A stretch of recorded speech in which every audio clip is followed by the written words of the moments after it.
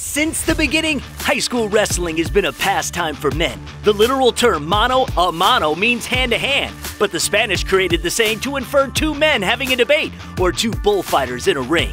The origins of wrestling go back 15,000 years to cave drawing. Literary references to wrestling occur as early as the Old Testament and the ancient Indian Vedas. Here in Michigan, sometime over the past decade, we began to see an unfamiliar grappler on high school wrestling mats. Every once in a while, you'd see a girl competing against a boy. Flash forward to February 2nd, 2020. While many Michiganders were probably preparing to either attend or host a Super Bowl party, at Adrian College, a phenomenon was taking place. The Michigan Wrestling Association hosted the second annual Girls Wrestling State Championships. This felt like a legit single-day state tournament. It was big, but it didn't happen overnight. It had to build from the bottom up. Over the years, being on the MHSA Wrestling Committee, we talked about starting women's wrestling. And Dave Dean, who runs My Way, who's our youth organization, Dave Dean said, why don't you give it to My Way, let us develop it, and see it grow from there. So he did. They created a women's youth program, and now it was just time. JAIME Smith is the head coach at Frankfort High School. As the only female head wrestling coach in the state of Michigan, for 9 years she's headed up the traditional boys team, with always a few girls on the side.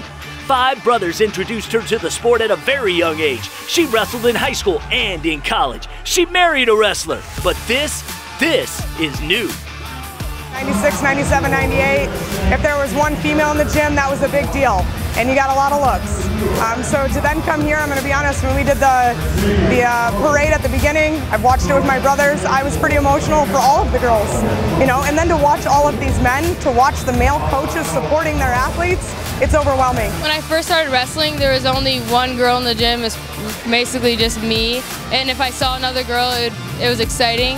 And it's definitely grown. Women wrestling has grown since I started at 7 years old till now. It's gotten almost as popular as the guys. This year's event saw a huge increase in participation as compared to last year. They had over 250 competitors. Steve Babbitt's been in the sport for 2 decades at all levels. This is amazing.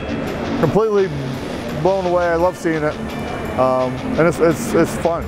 The growth of girls wrestling has several contributors. The Olympics, more and more colleges offering the sport. And during the season, we're seeing several all-girls tournaments. The girls-only tournaments this year statewide almost doubled than what it was a year ago. 2 years ago, you're lucky to find a couple. And now, you may have to travel a little bit to find them, but you could go almost every weekend and find a girls-only tournament. Title IX has certainly afforded females here in the state of Michigan just as many opportunities as the boys for competition. But even with all those choices, for some, grappling is where it's at. And all the ones we spoke to wrestle on their high school teams with and against the boys. It's amazing in a sense. I like the competition. I know that it helps me get better strength-wise. The technique is a lot different, wrestling boys versus girls. Wrestling guys, they're more muscular and like I wrestle heavier weights, and girls, they tend to be shorter in this weight class, so I have to watch the way I wrestle a lot more. With guys, it's like headlocks and all that. Girls have a lot more flexibility. They're usually a lot heavier with their hips, and I don't really get that with the boys. They're more upper body strength, so it's nice feeling the difference there. A big reason girls wrestling is thriving is the dedication of those determined to give it a fighting chance. Mr. Kuhn is not only my high school wrestling coach, but he also coaches at Fowlerville, and he's been coaching me since I started wrestling, which was in 4th grade. I've always been someone to get into things that not normal people did. I was always athletic growing up, and Mr. Kuhn was just like, you know what? You should try wrestling. I remember the first practice, I fell in love with it, and I've been with it since, just because of him. He really is a huge part in my life.